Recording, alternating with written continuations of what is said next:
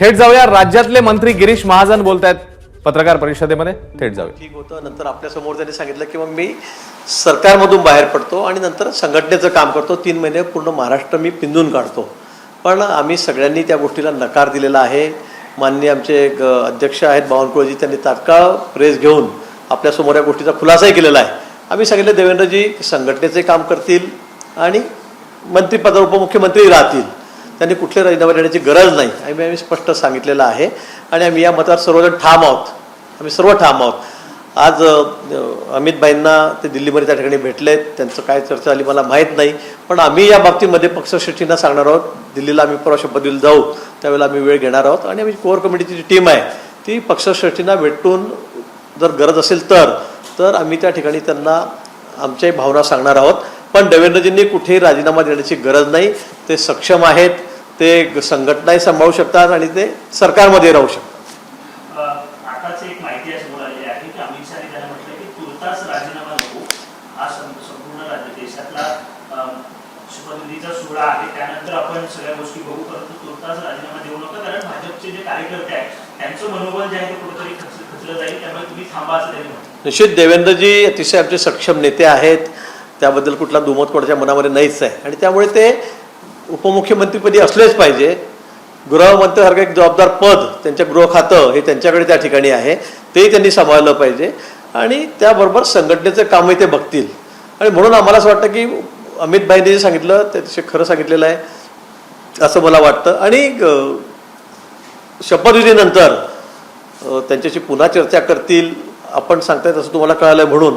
पण आम्ही आमच्या भावना माननीय अमित भाई असतील, माननीय नड्डाजी असतील यांना जाऊन सांगणार आहोत, त्यांना भेटणार आहोत, त्यांची वेळ मागणार आहोत आणि आम्ही त्यांना सांगू की बाबा देवेंद्रजी दोन्ही ठिकाणी असले पाहिजेत, उपमुख्यमंत्री असले पाहिजेत आणि संघटनेचं कामही ते या ठिकाणी करतील, कारण ते तेवढे सक्षम आहेत, त्याबद्दल कोणाची मनामध्ये शंकाच नाही. आणि म्हणून गिरीश महाजन उपमुख्यमंत्री होणार, गिरीश महाजन गृहमंत्रीपद मिळेल का, त्यांना हे खातं मिळेल का, मला वाटतं या बातम्यांना कुठलाही आधार नाही.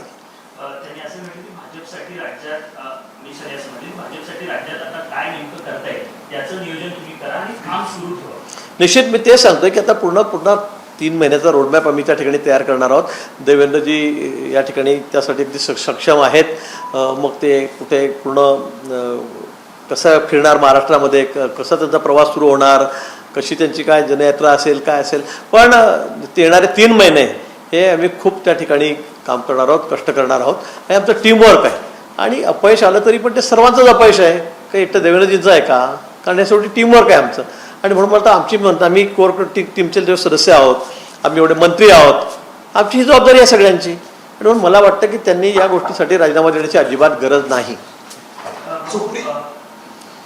सुप्रिया सुळे असं म्हणतायत की मला एका कार्यकर्त्याकडून माहिती मिळाली की RSSला आता नेतृत्व बदल हवा आहे आणि म्हणूनच एकंदरीत हे सर्व चालू आहे. प्रशासनाचं काम तुम्ही चालू करा, तुम्हाला झेपत नसेल तर आम्ही तयार आहोत, आम्हाला काही अडचण नाही. नाही, सुप्रियाताईंना कोणी बातमी दिली मला माहीत नाही, कुठल्या गोटातून कुठल्या सूत्राकडून त्यांना ही बातमी कळाली, कारण RSSची बातमी डायरेक्ट त्यांच्याकडे कशी गेली, कशी जाते मला कळत नाही. पण मला वाटतं ही गोष्ट अतिशय निराधार आहे. सुप्रियाताई जे म्हणतात त्याला कुठलाही आधार त्या ठिकाणी नाही आहे. ही फेक बातमी आहे आणि काहीतरी सांगायचं बोलायचं म्हणून त्या बोलत आहेत.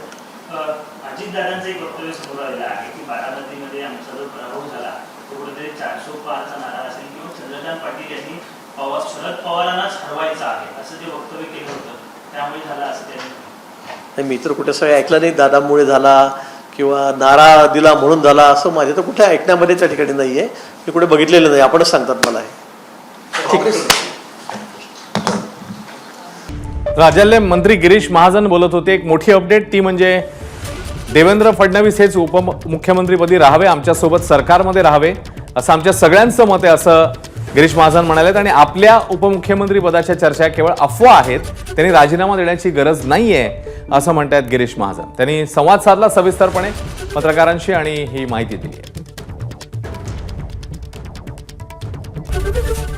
एबीपी माझा, उघडा डोळे बघा नीट.